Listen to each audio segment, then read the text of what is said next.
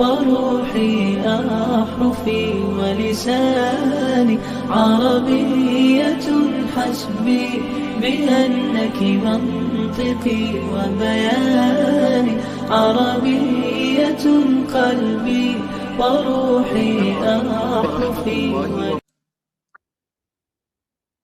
بسم الله الرحمن الرحيم. نتابع حوارنا مع الأستاذ أبو صالح أنيس لقمان الندوي، المستشار التربوي، رئيس إدارة البحوث بمؤسسة سدرة لدمج أصحاب الهمم في أبو ظبي.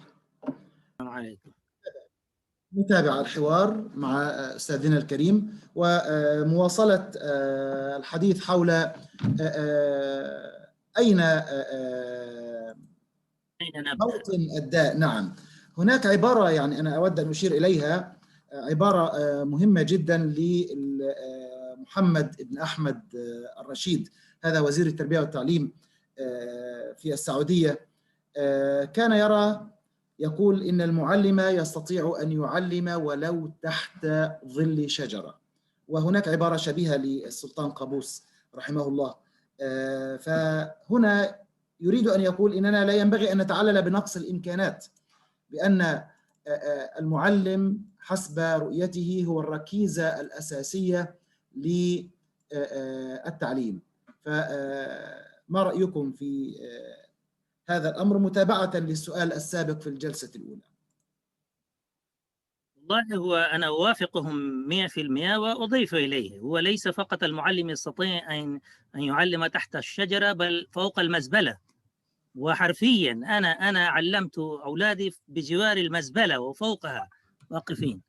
فأنا لا أؤمن بهذه الوسائل أو المناهج المطورة، ولي كلام منشور حول الموضوع. هناك سونامي الوسائل التعليمية وسونامي الكتب المطورة والمناهج المطورة، وأنا شاركت في لجان، عشرات اللجان في تطوير المناهج، ولكن في النهاية من يحقق النتيجة، من ينفذ هذا، هو المعلم والمتعلم.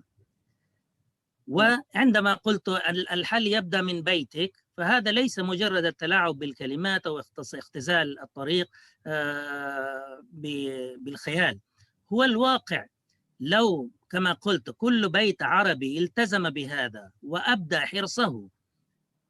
حرصه على أن لا تعلم في المدارس ولا تستعمل في المدارس، خاصة في حصص اللغة العربية والتربية الإسلامية، إلا اللغة العربية الفصحى، فهل ترون أي معلم أو أي إدارة مدرسية وحتى أي وزارة تخالف هذا، تقدر على المخالفة؟ لأن الآن رأي الجمهور هو الذي يوجه الحكومات والقرارات، يستصدر القرارات. إذا كان الوضع هو العكس، أن الجمهور غافلين أو متغافلين عن الموضوع نهائيا، فأي قرار يصدر، هناك موجود ميثاق اللغة العربية، من يلتزم به؟ لا يلتزم به الموظفون ولا المثقفون ولا المعلمون، وكذلك الجمهور في البيت، الأولياء الأمور.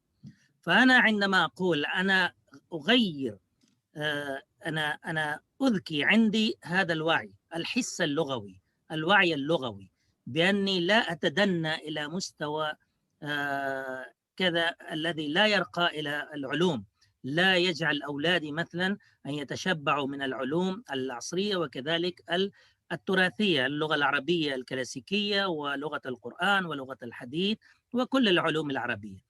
التزام مستوى راقي من اللغة يولد هوية أو شعورا بالتميز لدى الطفل. هذا جانب نفسي.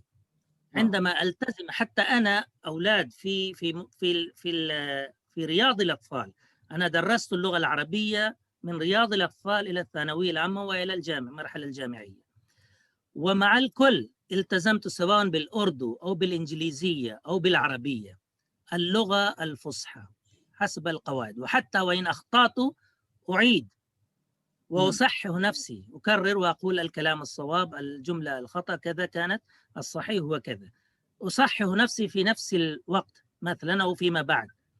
هذا جعل طلابي أيضا يشعرون بنوع من التميز بمجرد التزام لغة معينة. أما إذا قلت كل شيء يمشي، لا يرقى، لا يكون هناك رقي. نعم. وفي هذا المجلس هناك طالبان من المدرسة الليلية من الهند موجودان، مثلا غير هويتهم الشخصية عندهم مجرد التزامي بالفصحى معهم، سواء بالأردو أو باللغة العربية. نعم. وهذه كله حصل، وهم كانت تقدمه الأكاديمي كان أسرع وأفضل مني، هم درسوا حتى في أرقى الجامعات في الهند. وأولادي أيضا نفس الشيء، وإخوتي وأخواتي كلهم تفوقوا علي في الدراسة بمجرد التزام بالفصحى معهم، سواء بالأردو أو بالإنجليزية أو بالعربية. نعم. فأنا أعيد وأكرر على مسامع الدنيا كلها والعالم العربي جميعا، ساعة من فضلكم، ساعة يومية التزموا باللغة العربية الفصحى. في 5 سنوات تجدون المدارس تغير سياساتها والوزارات وكل هذا تجدون اهتماما منه، وصناع القرار لن يقر لهم قرار ما لم يصدروا قرارا إما بفرض غرامة أو بأي شكل من الأشكال إلزام اللغة العربية. تسمعون في الشوارع وفي الأفلام وفي السينما في كل مكان اللغة العربية الفصحى، على الأقل بنسبة أفضل بكثير مما هو الوضع عليه الآن. نعم. أطفالنا تقنيون بارعون في ظل تكوين لغوي قاصر أحيانا إلى حد ما. هل تنجح التقنية في تعزيز كفاءاتهم اللغوية؟ إذا وجد هذا القرار في كل بيت الذي تحدثت عنه آنفا، نعم، فالتقنيات تعزز، وبدون التقنيات تتعزز اللغة العربية. نعم. لأن التقنية هي مجرد وسيلة لا علاقة لها بالأهداف. الأهداف أنت تقررها، أنا أقرر لطفلي وطفلي يقرر لنفسه. فإذا وجد قرار توظيف التقنية لتعزيز اللغة، نعم التقنية ستعزز اللغة. إذا لم يوجد هذا القرار، التقنية تدمر كل شيء كما تدمر العلاقات. فالتقنية هي مجرد وسيلة، لكن هي كالسكين تقطع بها إصبعك وتقطع بها الخضار والفواكه. نعم، ولكن ألا تشكل تلك الثورة المعلوماتية والانفتاح والكوكبية والعولمة وهذه المصطلحات العظيمة، ألا تشكل عائقا يقف أمام اللغة العربية أو أمام صمودها في ظل طوفان العجمة والرطانات الأجنبية والتعليم الأجنبي الذي ينشأ فيه الطفل من الروضة، من بداية الروضة، فيتعلم لغة أجنبية تفتئت على لغته الأم غالبا وأحيانا، مما فيخرج الطفل العربي عربي النشأة أو عربي البيئة ولكنه أجنبي الهوى. فمتى نعلم أبناءنا اللغة الثانية؟ وما هو الحل؟ الحل بسيط. أنا أظن أن الدول كلها وصلت إلى الحل وحققت الحل موجود، فقط يحتاج الأمر إلى اتخاذ قرار عائلي وفردي على كل المستويات، قرار واع وحازم لا مساومة. هناك مناهج ثلاثية اللغة، ثنائية اللغة، رباعية اللغة في كل أنحاء العالم الآن. في الهند هناك منهاج ثلاثي اللغة. في الهند هنا لغة رسمية، لغة هندية، ثم هناك لغة كل ولاية لها لغة. أنا أنتمي إلى ولاية مهاراشترا مومباي، هناك لغة مرهتية هي جزء لا يتجزأ من المنهاج، واللغة الرسمية الهندية أيضا لابد أن أدرسها، واللغة الأم هي الأردو. ف90% من مدارس المسلمين تدرس المواد كلها بالأردو، تدرس من البداية اللغة الهندية والمرهتية وأيضا اللغة الإنجليزية. فانظر، رباعية اللغة، 4 لغات. فلماذا لا يحصل هذا في العالم العربي؟ أنا مع تدريس اللغة الأجنبية من الروضة، لا بأس، وكل طفل قادر عليه، ولكن أيضا يجب أن لا يكون هذا على حساب اللغة الوطنية، على حساب اللغة الأم. هذا أهم شيء. فأولياء الأمور إذا اتخذوا قرارا واعيا، وكذلك السلطات المدرسية وذوي الاختصاص وصناع القرار، أنه لا بد من التزام اللغة العربية مع الطفل العربي، أن تكون لها الأولوية، أن يتشبع منها، أن يتمكن من أساليبها، من مفرداتها، ويستوعبها ويستخدمها بسلاسة وبسلامة ويستمتع بها، وبالتوازي معه لا ضير نفسيا ولا تربويا ولا أكاديميا أن يتعلم اللغة الأجنبية ويستخدمها حسب قدراته. المعادلة مرة أخرى انعكست هنا في المدارس الأجنبية في العالم العربي، وحتى في المدارس الحكومية نوعا ما. هناك أدخلوا اللغة الأجنبية في المدارس الحكومية، وأيضا هذه جاءت على حساب اللغة الأم للأسف الشديد لدى البعض. فهذا كله لا علاقة له بتدريس اللغة أو غير عدم تدريسها، هذا فقط قرار مجتمعي، وعي مجتمعي هو الذي له دور أساسي وحاسم في هذا الموضوع. فعندنا على الأقل في الهند وباكستان وفي دول أخرى أنا أعرف، سواء فرنسا وألمانيا، هم أيضا يفضلون اللغة الوطنية هي الفرنسية في فرنسا، ولكن يتعلمون اللغة الإنجليزية. في اليابان نفس الشيء.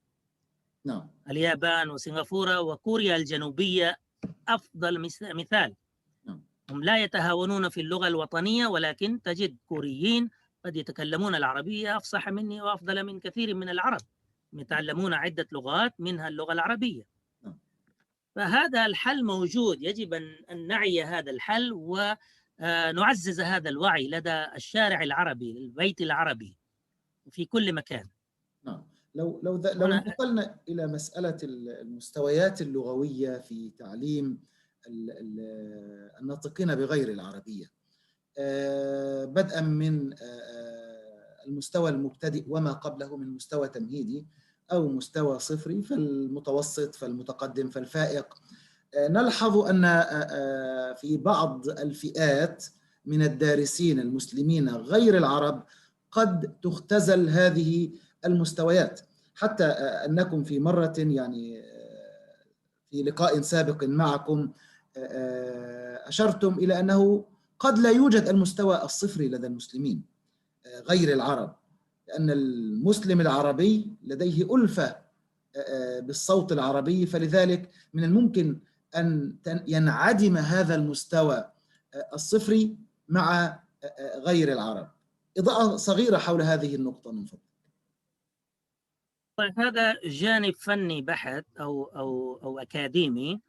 هذه المستويات وهذا الحديث عن المستويات، وهذا أولا ما سبق في الإشارة إلى مستوى سابقا في حديثنا هذا، قصدت بها هذه المستويات التي يقسمها اللغويون، أنه المستوى الفصحى والعامية، هم يسمون اللهجات هي مستويات لغوية، ولكن أنت الآن تطرقت إلى مستوى المبتدئ والمتقدم.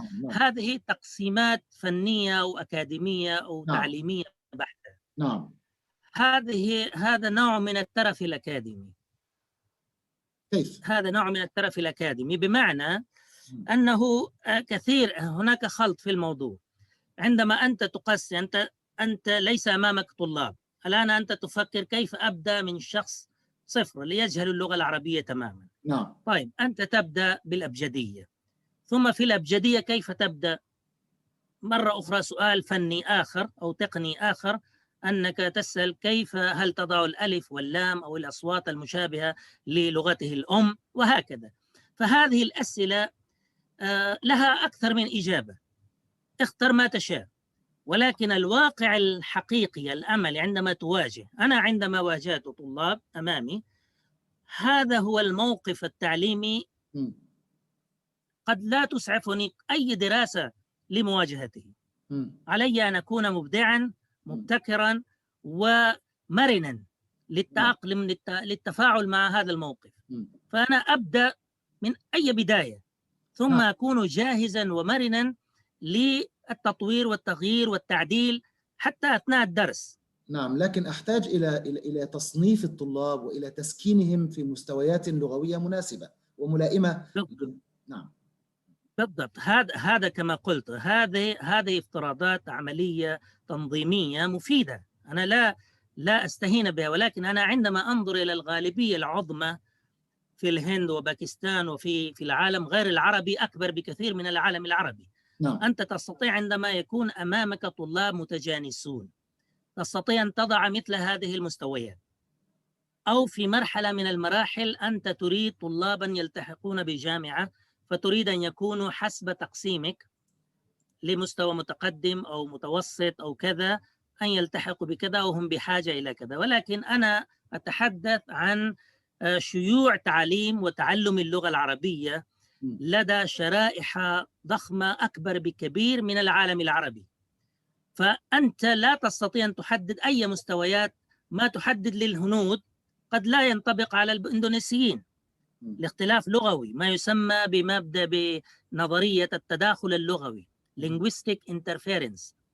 فهذا يتطلب أن يكون مستويات للإندونيسيين غير المستويات للهنود وغير المستويات لليابانيين وغير المستويات للصينيين. نعم. وأنا أتطرق أو أتناول هذا السؤال من هذا المنطلق العملي البراجماتي. نعم. أنا أقول فقط أني لا أريد، أنا أستطيع أن أعطيك أكثر من إجابة. صحيح. هناك دراسات، هذه موضوع عندي للياباني، هناك مؤتمرات عقدت ودراسات نشرت للمستويات.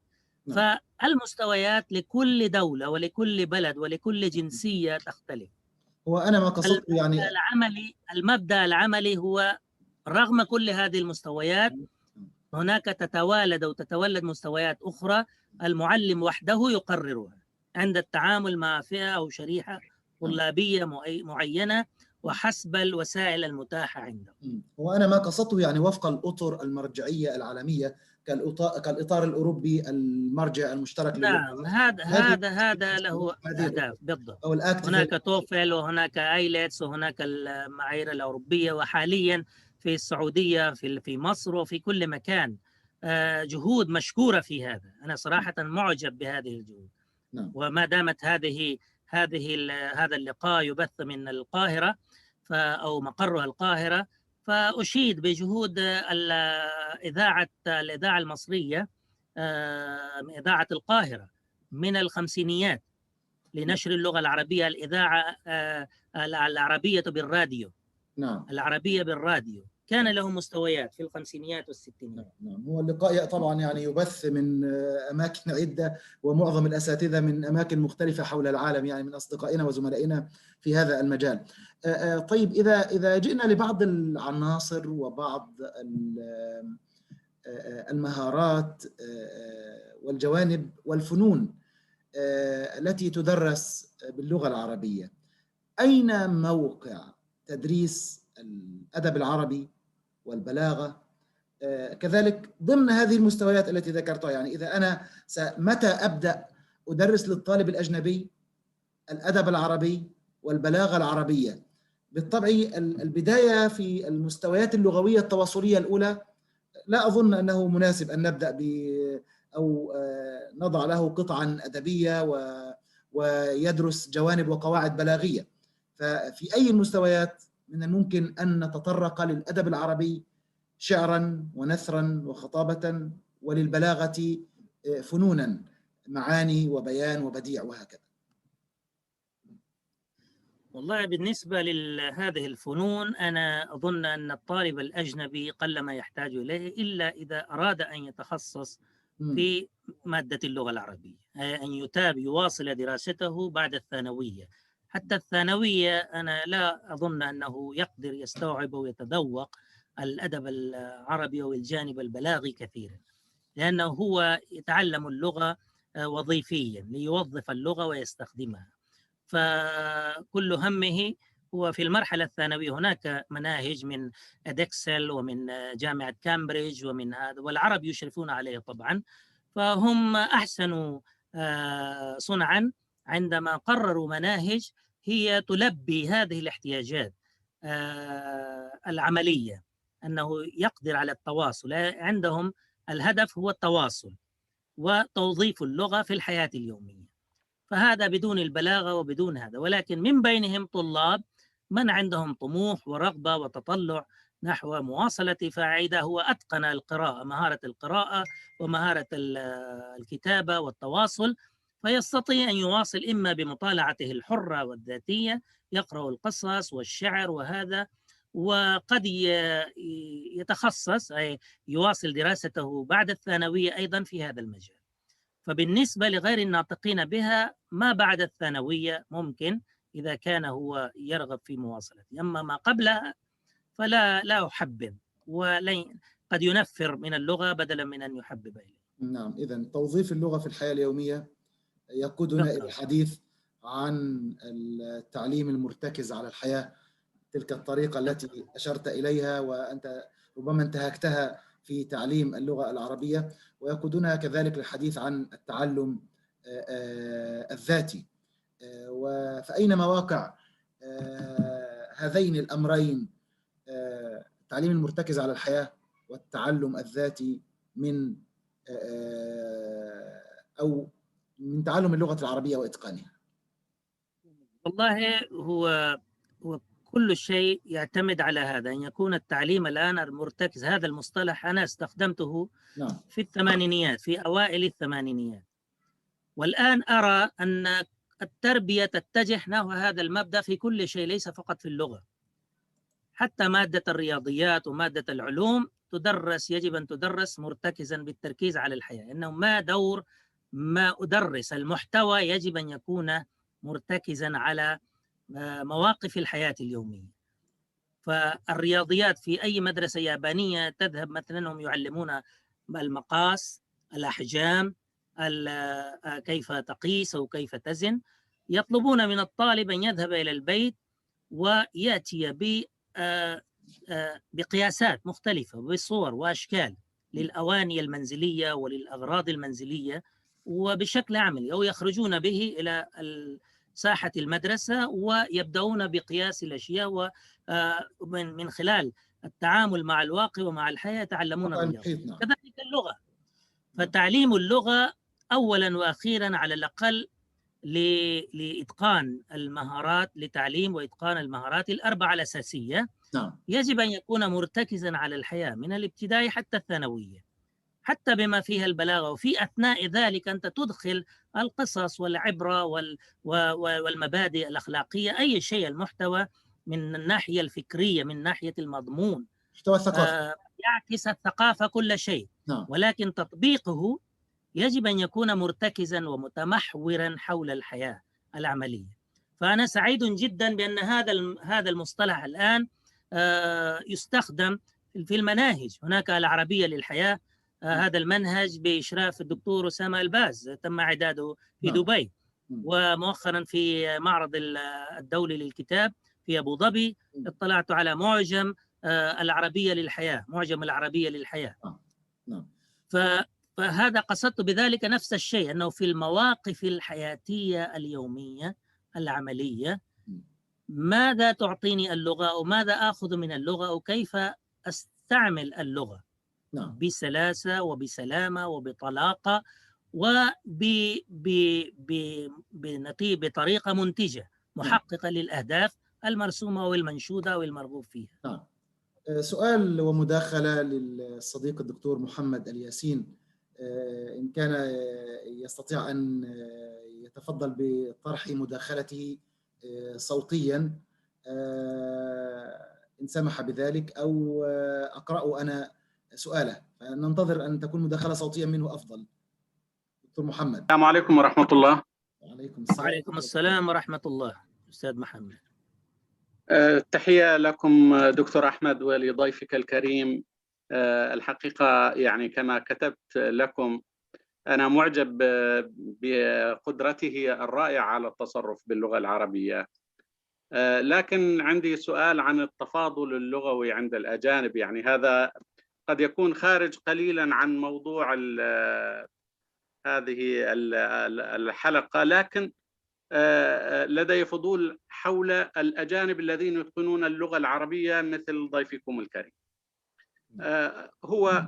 هل هناك مثلا هل يؤمن بالتفاضل اللغوي، بمعنى أنه هل هناك لغة أفضل من لغة؟ هل هناك لغة أقدر من لغة على التعبير وأوسع منها؟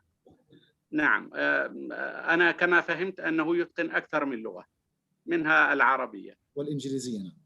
والإنجليزية وطبعا الأوردو والهندية. نعم، هذا يعني يجعله في مكان يقدر على أن يحكم. نعم. شكرا جزيلا. بارك الله فيكم. هذا الإجابة أنها صعب. هو بالفعل يخرج عن نطاق عن موضوع المجلس، ولكن التفاضل هذا أظن أنك لو قرأت، أنا لي محاضرة منشورة ممكن أرسل الرابط للأستاذ أحمد ويعمم عليها. قلت اللغة العربية من التعزيز، من الاعتزاز إلى التعزيز، أو بين الاعتزاز والتعزيز.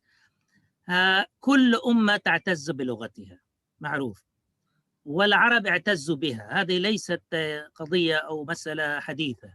لو قرأت للجاحظ أو قبل ذلك وبعد ذلك، فالعرب اعتزوا بها واعتبروا غيرهم العجم أو الأعاجم أنهم لا يحسنون صنعا باللغة ولا يقدرون على التعبير.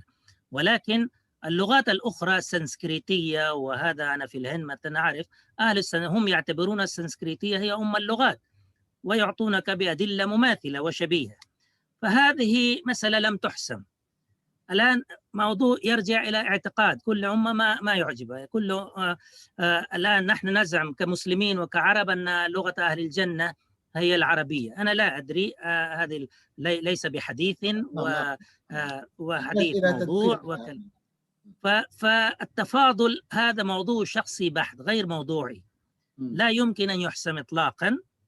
أنت من حقك أن تعتبر اللغة العربية أفضل من غيرها، وكذلك من حق الهندوس أن يعتبروا السنسكريتية هي أم اللغات وأم سوارغ وجنة. نترك هذا لأن الموضوع لن يحسم إطلاقا. أما من حيث من الناحية الموضوعية البحتة، فبالفعل اللغة العربية تعتبر أغنى لغات العالم. عدد مفرداتها تتجاوز الملايين، عشرات الملايين، فوق 10 ملايين، 12 مليونا وزيادة. نعم. هذا ما يقال. نعم. كم بالمئة يستخدم منها لا يدري أحد. وقال الإمام الشافعي أن اللغة العربية لا يتقنها إلا نبي، أو لا يستوعبها 100% إلا نبي. فهذه أيضا حقائق موجودة. ولكن هل هذه المفردات وحدها تكفي لكونها أفضل اللغات أو أقدر على التعبير؟ هذا موضوع متنازع فيه، لا يمكن حسمه. لماذا؟ لأنك حاليا لو خذ مادة واحدة، الطب، في الطب فقط لو أنت تدخل في تخصص العظام وتحاول حصر المصطلحات الطبية الفنية فقط لأنواع العظام والأمراض المتعلقة بها، تفني عمرك كلها لا تحفظها، ولن تجد ل50% منها بدائل، لا في اللغة العربية ولا في غيرها. ليس لعجز اللغة العربية، لا، بل لعدم استخدامها، لأن هذه العلوم لم تستفى. فسؤالك هذا يقودنا إلى موضوع آخر، أن ثراء اللغة وغناءها، أن اللغة ثرية وغنية بمفردات لا تعد ولا تحصى، ولكن مجرد وجود المفردات هو كالعيس في البيداء يقتلها الظمأ والماء فوق ظهورها محمول. نعم. أن العيس هو البعير أو الإبل العطشة تموت عطشا وهي تحمل الماء. نعم. كذلك اللغة العربية رغم ثرائها هي أفقر اللغات مثلا بالمقارنة مع المصطلحات التقنية والعلمية الحديثة.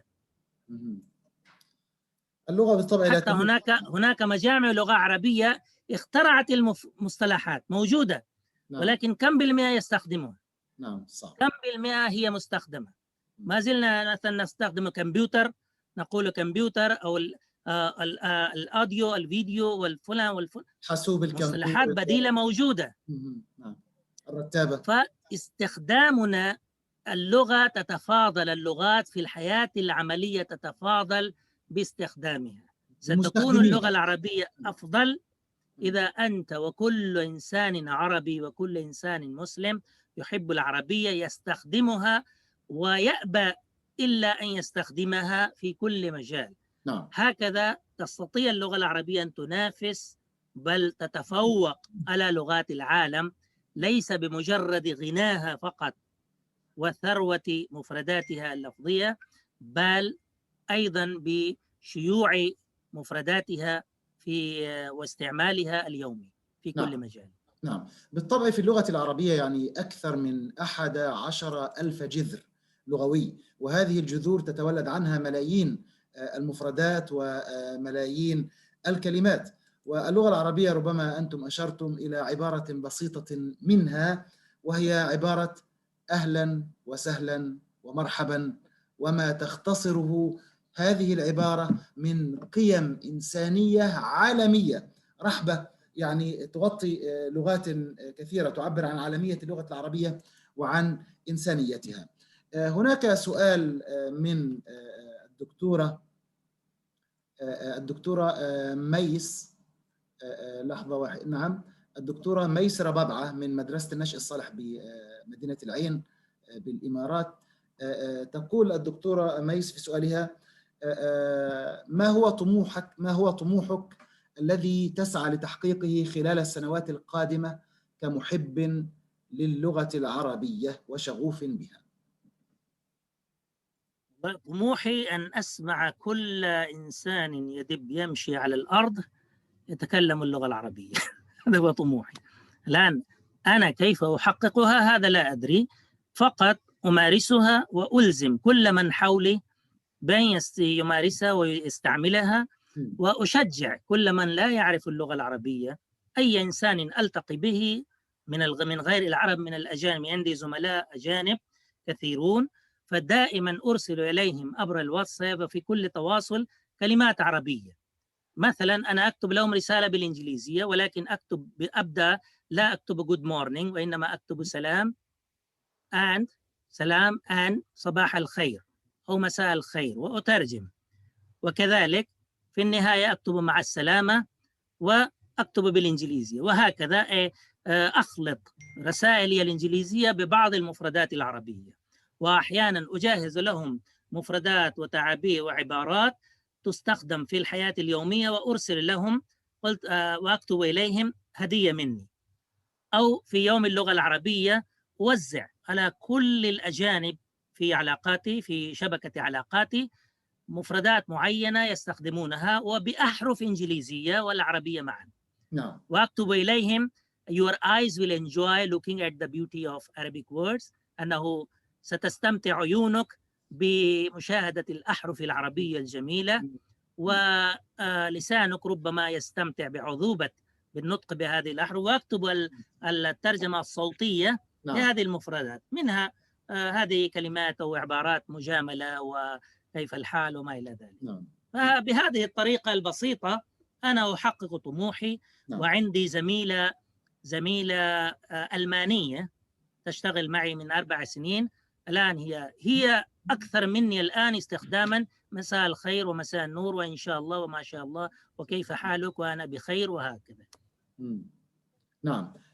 هناك سؤال من الأخت الفاضلة خديجة علالي، تقول: ما رأيكم في إدماج النصوص الشعرية في جميع المستويات وتدريجيا، وكذلك بالنسبة للقواعد؟ بالطبع أريد أن أشير إلى أنه بقيت ربما 5 أو 6 دقائق على نهاية الجلسة الثانية، وقد نضطر لاستكمال جلسة قصيرة تالية يعني لاحقة إن شاء الله. تفضل. طيب، بالنسبة لإدماج النصوص الشعرية والقواعد، النصوص الشعرية أو أي نصوص لا بأس بها إذا كان الهدف منها ليس هو الشعر أو التحديث، بل تحريك اللسان بمختلف مفردات جميلة وعبارات جميلة لكسر اللسان، لأن الأجنبي يحتاج أن يحرك لسانه بمفردات عربية سواء كان شعرا أو نثرا.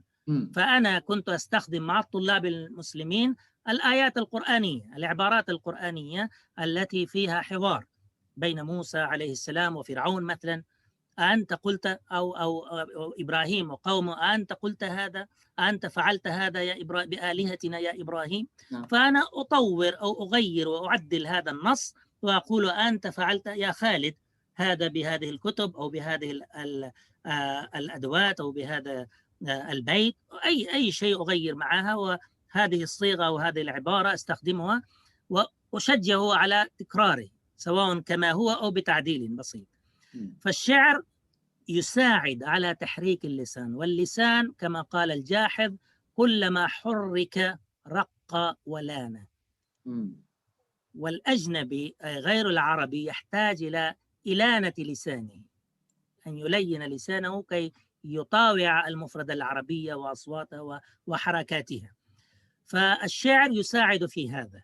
حتى أنا بنفسي كنت أردد أي شعر سواء كان هابط المستوى أو راقيا جدا، أكرر فقط ليتحرك لساني بالمفردة العربية بالكلمات العربية. فلهذا الغرض نعم، لإتقان للطلاقة، نعم. لإحداث لتعزيز الطلاقة اللسانية. نعم. الشعر كلام موزون ويكرر الطالب ويحفظه ولو لم يفهم إطلاقا. نعم. ولا في بلاغة. أما القواعد لا، القواعد تعلم ولكن لا تدرس، بمعنى أقصد به أن يستخدم العبارة السليمة نحويا، ولكن لا أقول للطالب هذا فاعل وهذا مفعول، والفاعل من حقه أن يرفع والمفعول من حقه أن ينصب. لا، هذه المصطلحات مدمرة في المرحلة الابتدائية وحتى المرحلة الإعدادية. فهناك مقولة شهيرة لبرليدز العالم الأمريكي اللغوي اللساني، وله معاهد منتشرة في العالم بعشرات الآلاف، يقول expression first grammar later. وأنا معه في هذا، أن التعبير أولا والقواعد أو التقعيد لاحقا أخيرا. فدع الطالب يتقن بالممارسة القاعدة ولكن ليس بالمصطلحات النحوية والصرفية في البداية. وهكذا أنا تعلمت وعلمت. نعم. طيب، معنا دقيقة ونصف، لكن قبل هذه يعني إن استطعنا، ابنك المهندس وابنتك طبيبة الأسنان حفظهم الله وبارك فيهما، ما نصيبهما من حب العربية في دقيقة قبل أن ينتهي هذا الجزء وننتقل لجزء ثالث قصير؟